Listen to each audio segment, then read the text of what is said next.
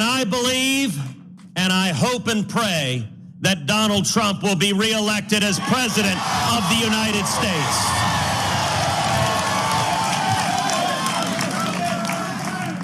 Elected as president of the United States.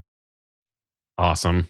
I love that reaction. The video doesn't show, but she also mouths "don't clap" at that. Like, she was very strong, and that's Ted Cruz's daughter, obviously. So Ted Cruz is speaking, and people, their minds are drifting and everything because it's Ted Cruz.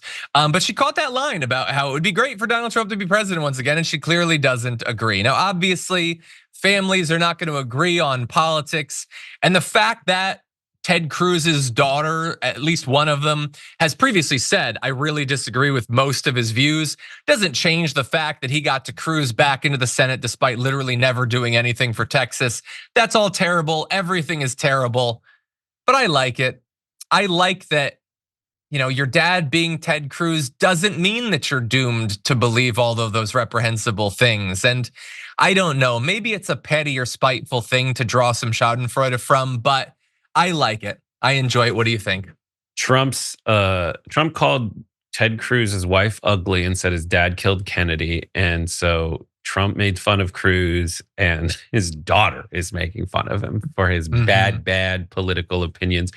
And it was just kind of an in the moment thing that she couldn't keep up appearances for. And I understand the instinct. I understand I can't fathom what it must be like. Everybody like rolls their eyes occasionally when their parents say something that they disagree with, or they're like, Dad, come on. But it was just a great real moment on stage. And it's like, I saw myself in her, so to speak. That's what I would do. And I'd be like, I can't, good God. Look, as a dad to a daughter, I just think it is likely, and not in all cases, but in a lot of cases, like these guys, what they stand for, what they advocate for, there are consequences for that. Not enough consequences. They can still have political power. They can still have a nice house or whatever. They get to hang out at Mar-a-Lago. They have all those things. But let me just tell you, based on my experience of the last year, none of this stuff means anything in comparison to the relationship you have with your heir, the next generation.